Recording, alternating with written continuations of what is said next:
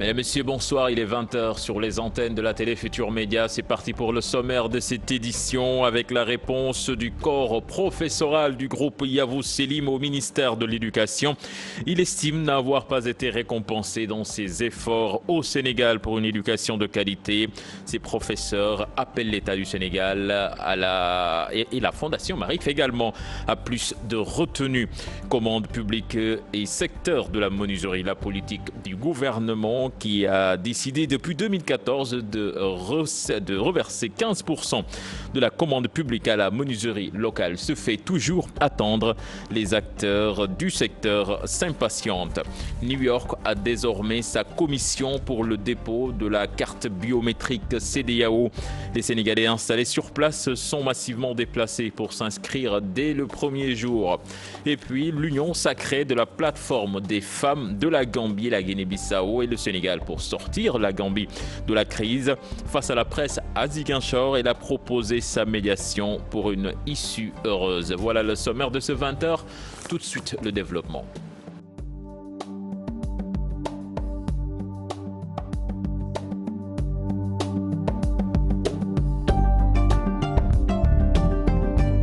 Bienvenue à toutes et à tous. Le corps professoral du groupe Yavuz Selim répond au ministre de l'Éducation nationale Serigne Mbaye Thiam. Il dit n'avoir pas été récompensé dans ses efforts pour une éducation de qualité au Sénégal. Ce corps professoral appelle la Fondation Marif et l'État du Sénégal à plus de retenue et à la raison. Ces professeurs ont fait face à la presse ce matin. Compte rendu signé Souleymane Touré et Mohamed Dia. Un personnel dans le désarroi. Yavuz Selim déstabilisé. Des élèves traumatisés avec l'annonce de la fermeture de l'école. Son corps professoral parle d'une mort programmée. Il y a quelques mois, lors de la remise des prix du concours général, ce n'était pas le discours du ministre. Au contraire, c'était des encouragements, à la limite même un ébahissement devant des résultats aussi probants et aussi réguliers au concours général. Mamadou Nying d'ajouter. Certains peuvent penser que nous sommes téléguidés ou télécommandés par des Turcs. À nos âges, nous avons tout eu dans la vie. Seulement, il y a des valeurs.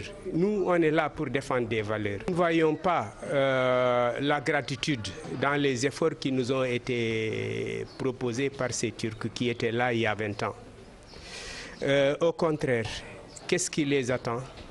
1. Je vous prends votre bien. 2. On va le livrer à quelqu'un qui ne vous veut pas du bien. Le corps professoral du groupe scolaire qualifie cette décision de confiscation de biens privés et appelle la Fondation Marif et les deux États à la raison. Parce que nous n'avons rien contre Marif. Il faut que ça soit très clair. Marif peut parfaitement venir s'installer, bénéficier d'un agrément et nous entrer en concurrence avec nous.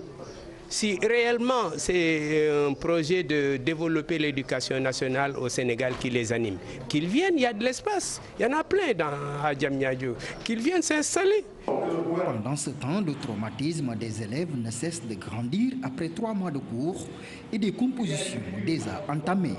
Des parents d'élèves inquiets du devenir de leurs enfants demandent à l'État de revenir sur sa décision. Autre exemple. Politique à présent, les apéristes de Guédiawaye s'en prennent à l'opposition qui critique la visite d'État de Macky Sall en France. Selon eux, Malick Gakou et compagnie sont tout simplement aux abois. La crise gambienne s'est également invitée dans les débats. Pape Faraning, Asmalik Diop. Le leader de l'APR à Guédiawaye fusille l'opposition qui traite d'échec la visite du chef de l'État en France. Pour eux, Malick Gakou et compagnie sont battus d'avance pour les échéances futures. Nous ne fait pas peur. Nous sommes prêts pour donner au président de la République une forte majorité au niveau de l'Assemblée nationale et de le rire dès le premier tour en 2019. On sait que Macky Sall il a réalisé toutes ses promesses. Tu sais que le train express, c'est un grand projet. Je félicite le président de la République. Il a mission accomplie. C'est parce qu'il a réalisé tous ses projets. C'est pour cela que je disais que l'opposition là, c'est des méchants. Avec ces séries de mobilisations, les apéristes ne craignent aucune division pour la confection des listes lors des législatives. L'APR de Guédiawaye n'a aucun problème nous agissons dans l'unité et dans la cohésion des cœurs pour remporter ces élections législatives de 2017. Et je pense que dans ces perspectives, Guédiawaye est très confiant et il ne risque pas d'y avoir beaucoup de problèmes en ce qui concerne les investitures ici à Guédiawaye, d'autant plus que c'est presque réglé entre les responsables politiques de Guédiawaye. Concernant la situation gambienne, Lat Diop estime que seule la population peut régler cette forfaiture. Personne ne doit aller en Gambie pour régler le problème à la place des Gambiens. S'ils veulent vraiment se débarrasser de Yaya Jammeh, ils n'ont qu'à descendre dans la rue et advienne que pourra. Moi, je pense que c'est la solution la plus appropriée. On ne peut pas engager une guerre. À quelques mois des élections législatives, les apéristes de Guédiawaye sont fin prêts pour remporter la place des 2 députés destinés à la localité. Cheikh Tidiane Gadio, lui, était hier à Tanaf, dans le sud du pays. L'ancien ministre des Affaires étrangères du Sénégal en a profité pour critiquer la politique sociale du gouvernement du Sénégal. Le président du MPC soutient que le chef de l'État se trompe de priorité. Bakary Kanté, ça l'assemble. En visite dans la commune de Tanaf, le leader du MPC, Ludiot Jotna, s'est prononcé sur plusieurs questions. Les milliards pleuvent soi-disant dans ce pays, mais cette pluie-là ne touche pas les Sénégalais. Elle tombe dans certaines parties du Sénégal, bizarrement, parce que plus on parle de milliards, plus les populations sont excédées. Il y a des Sénégalais qui ne mangent pas à leur faim. Il y a un grand nombre, peut-être même l'écrasante majorité des Sénégalais qui n'ont pas 3 repas par jour. Certains trouvent même que 3 repas c'est un luxe. Ils se contentent de 2 repas. Peut-être qu'il y a des Sénégalais qui n'ont qu'un seul repas par jour. Ça veut dire être en ramadan permanent et faire que nos jeunes arrêtent d'aller mourir dans le désert ou d'aller mourir dans les mers, se noyer et autres. Et on nous parle de train express. C'est bien, mais un programme express vers les jeunes. Docteur Cheikh Tidiane Gadio déplore. Quand on regarde nos contrées, on se rend compte que 60 ans d'indépendance quasiment, si on considère que quasiment depuis 56-58, ce sont les Sénégalais, les Africains qui décident pour l'Afrique, le résultat n'est pas fameux.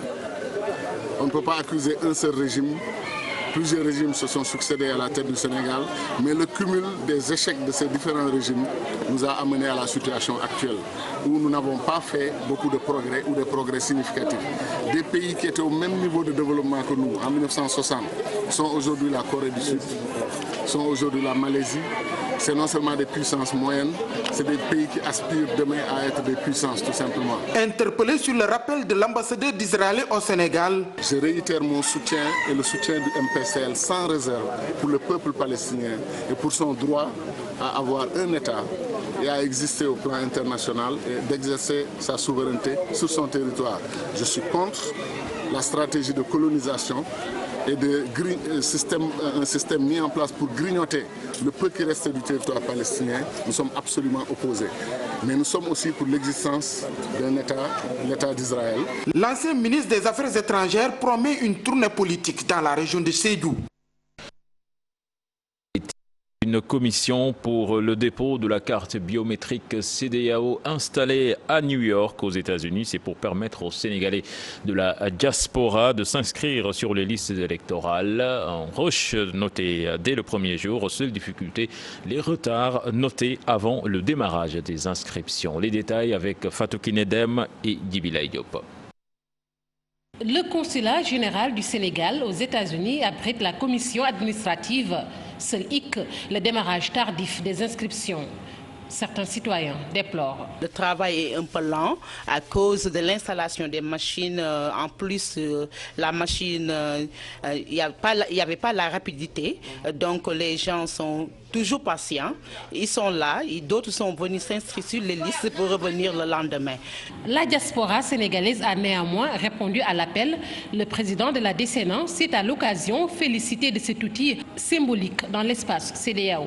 Pour ceux qui sont des panafricanistes convaincus comme moi, c'est un moment tout à fait symbolique parce qu'avoir une carte d'identité qui donne une réalité à une citoyenneté ouest-africaine, c'est quelque chose de très important, me semble-t-il. En plus de son utilité, cette carte facilite le vote aux électeurs. Ça facilite en tout cas le vote pour le Sénégalais de l'étranger, devrais-je dire le Sénégalais tout court. C'est vrai qu'avec les 2 cartes, c'était un peu compliqué. Pour la plupart de nos compatriotes, ce qu'on constatait, c'est que l'une des cartes est perdue et effectivement, quand l'une est perdue, on ne peut pas se présenter avec juste l'autre. Une commission à élargir également en Amérique latine. En Amérique latine, effectivement, là-bas, on dirait qu'on les a oubliés sur la cartographie. Donc, ils sont en train de réclamer. Et en Brésil, il y a beaucoup plus de Sénégalais qu'ici aux États-Unis. Donc, il serait bien nécessaire d'envoyer une commission là-bas. Le consul se dit confiant quant à l'inscription massive des Sénégalais. La commission est à New York pour 2 mois. Nous parlons de santé à présent avec le diabète qui gagne du terrain à Pikine. Et ce sont les médecins du département qui l'ont confirmé lors d'une séance de consultation gratuite. Sur les 200 consultés, la moitié souffre de la pathologie. Les détails avec Pape Faragning et Asmalik Diop. On a constaté beaucoup de cas de diabète, de l'hypertension, en même temps aussi des infections bucco-dentaires aussi, parce qu'on a eu des dentistes qui sont là avec leur camionnette mobile pour faire des extractions. Depuis ce matin, on a consulté presque, actuellement on est à 256 personnes. Il nous reste peu de gens à terminer, de consulter pour terminer. On peut dire qu'il y a une réussite. Bon, il y a une réussite parce que c'est pas facile. Surtout on est en banlieue, il y a beaucoup de pathologies qui se présentent. Bon, avec les membres de l'association et l'aide d'autres médecins qui nous ont appuyés pour pouvoir réussir la journée. Colobane, Guy Moritz et à Rufisque, les populations fédèrent leurs forces autour d'un collectif qui regroupe les 13 conseils de quartier pour venir à bout de leurs difficultés dans les domaines de la santé, de l'éducation et surtout de l'assainissement. Une initiative à suivre pour faciliter le travail avec les collectivités locales selon les autorités locales. Ousseynou Thiam, Bira Diagne ont assisté à leur assemblée générale. Longtemps laissés en rade, les populations de Colobane, Guy Moritz décident de fédérer leurs conseils de quartier pour porter leurs véritables préoccupations, des besoins liés à l'éducation, à la santé et surtout à l'assainissement. Nous sommes confrontés à d'énormes problèmes dans le domaine de la sécurité, de la santé, de l'éducation et surtout de l'assainissement qui préoccupe tout un chacun au niveau des Colobane Guy Moritz qui regroupe 13 quartiers. Donc c'est un problème que j'ai voulu vraiment mettre au devant des invités pour qu'ils comprennent qu'actuellement la population de Colobane Guy Moritz souffre de ces mots que je viens de citer et que nous voulons vraiment que ce soit des problèmes résolus une bonne fois pour toutes. On n'est pas une localité moins importante, 24 à 25 000 habitants, mais là pour l'assainissement de notre localité, nous voulons vraiment interpeller le président de la République à travers ces démembrements pour qu'ils viennent soutenir les populations de Colobane. Avec cette fédération de 13 conseils de quartier, ceci est un exemple à suivre pour les autres localités selon les autorités locales. Voilà des exemples à suivre et à méditer. Quand j'ai reçu cette délégation, j'ai été émerveillé par quand même leur technicité en matière de gestion participative. Ce qui est extrêmement important parce que c'est inscrit dans le Code général des collectivités locales. Aujourd'hui, les populations ne doivent plus rester à l'écart de la gestion participative de leur cité. C'est eux qui bénéficient. C'est eux qui doivent nous donner les orientations nécessaires. Et ce qu'a fait aujourd'hui ce collectif, je pense, est un chemin que tous les quartiers de Rufisque doivent emprunter pour aller vers l'émergence. Après leur assemblée générale, ces populations s'engagent à dépasser leurs conflits d'intérêts pour aller vers le développement tant attendu de leur localité. C'était également annoncé dans le sommaire commande publique et secteur de la menuiserie. Où en est le Sénégal? En 2016, les menuisiers ébénistes interrogés affirment que cette politique du gouvernement est toujours à l'état de projet. Pourtant, le gouvernement avait pris l'engagement en 2014 de réserver 15% de la commande publique locale, de la commande publique à la menuiserie locale. Du côté des acheteurs, la préférence est davantage orientée vers l'artisanat Made in Sénégal. C'est un dossier ficelé par Maïmouna Ndiaye et Léa Niafouna. Une commande publique qui les a longtemps échappé. 2014, ces menuisiers ont rué dans les brancards pour obtenir leur part. 15%, le taux finalement annoncé par l'État pour développer le secteur de l'artisanat local. j'étais à Ngaï, j'étais là-bas. Je faisais partie des gens qui étaient partis à Ngaï pour représenter d'abord notre mouvement ici, mouvement des artisans et exposants du Canal 4, n'est-ce pas? Mais j'étais là-bas, ils nous avaient promis de nous donner des 15% sur les commandes publiques, mais jusqu'à présent, on n'a rien vu. On est sur les rates, les artisans sont toujours là. Pour l'instant, on n'a rien vu d'elle. Le matériel coûte cher, on le dit, on le répète.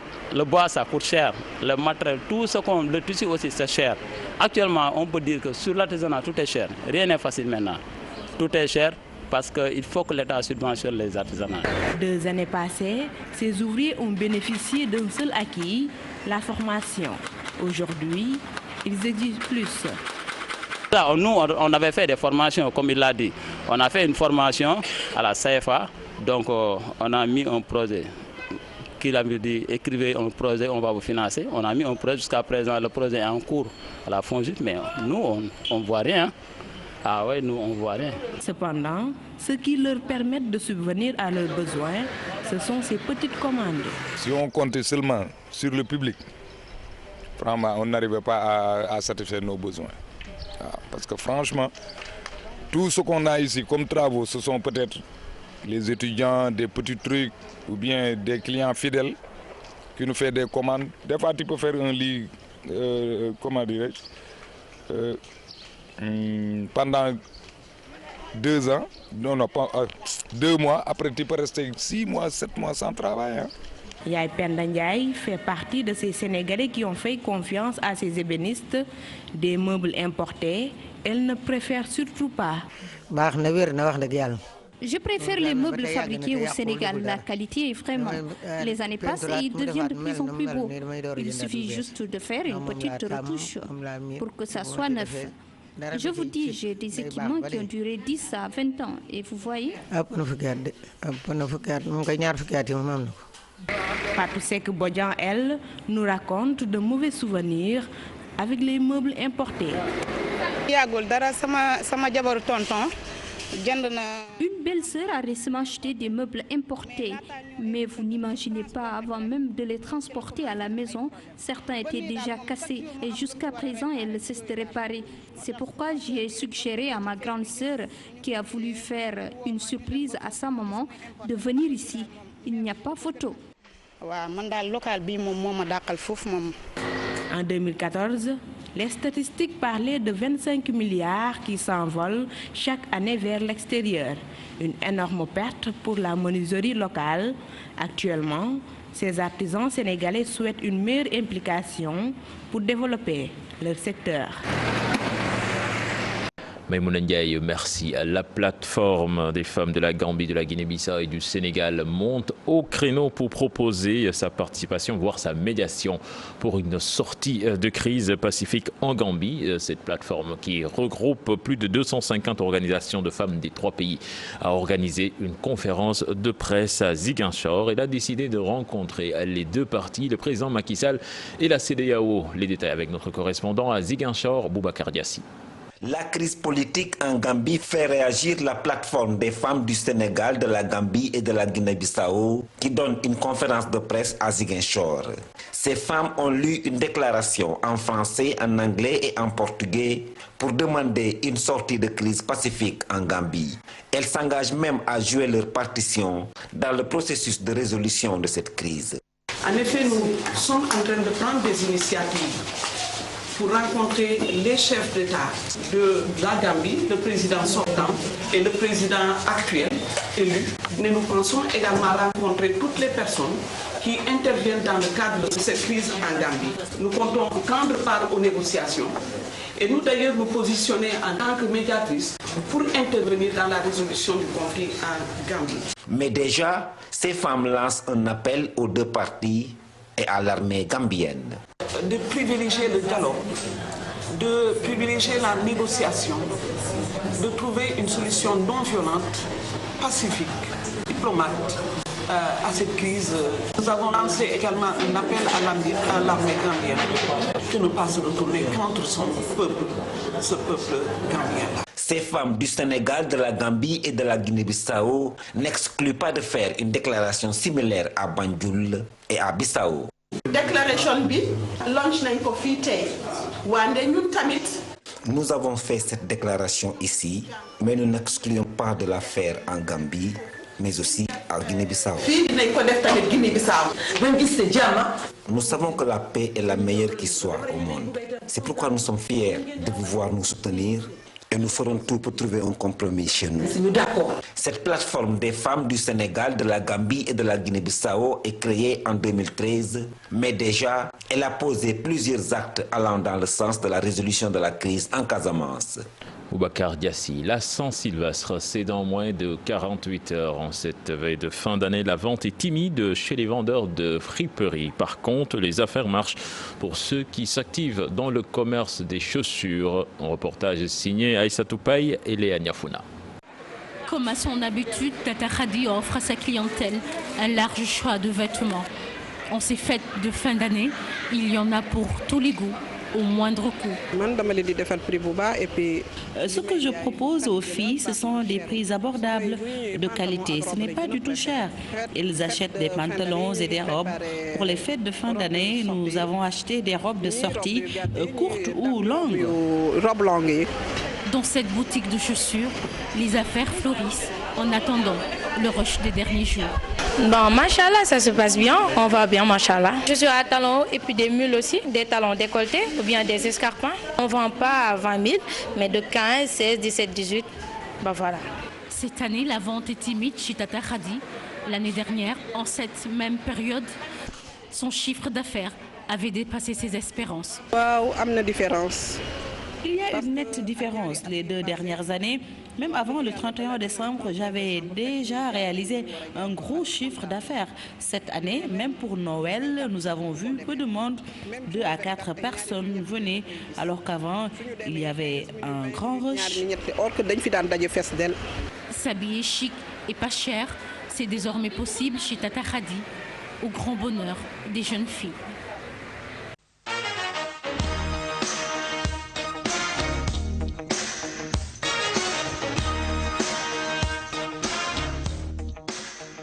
Sport avec du football Cannes 2017. Le sélectionneur national du Sénégal, Aliou Cissé, donc publie sa liste ce vendredi à 11 h. Rappelons que cette compétition qui va se dérouler au Gabon se tiendra du 14 janvier au 5 février prochain.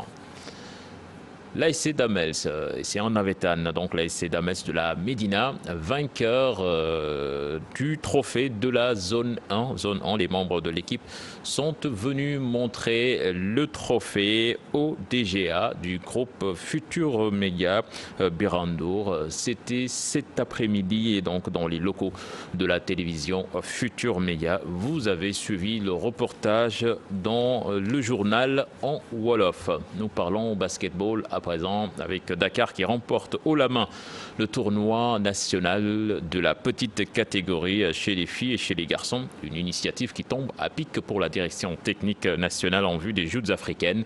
Le ministre des Sports qui a présidé donc cette finale demande la pérennisation et la délocalisation de ce tournoi. C'est la trouvaille de la direction technique nationale. Un tournoi de la petite catégorie qui regroupe les régions du Sénégal était devenu nécessaire. Vous savez, on est en train de faire une détection au niveau de la base. Donc il fallait passer par ce tournoi-là pour pouvoir faire cette détection. Je pense que depuis un certain temps, le Sénégal ne participe plus aux compétitions des jeunes. Aujourd'hui, nous voulons nous lancer et revenir sur le plan africain. Il nous faut passer par cette étape. D'abord, le tournoi des jeunes qui nous servira de base de données. Et ensuite, faire la mise en place de nos équipes nationales et des jeunes. Le ministre des Sports, venu présider les finales, salue l'initiative. Nous avons assisté à un festival de jeunes. Et je lui disais tout à l'heure, il faudrait que tous les ans, qu'une région soit choisie par la fédération et que de telles manifestations soient organisées. Ça participera en tout cas à bien cerner notre basket et à encadrer la petite catégorie. C'est Dakar qui a été sacré aussi bien chez les filles que chez les garçons, respectivement devant Thiès et Saint-Louis. C'était le dernier élément de cette édition. Excellente suite de programme en compagnie de la Télé Futurs Médias. Au revoir.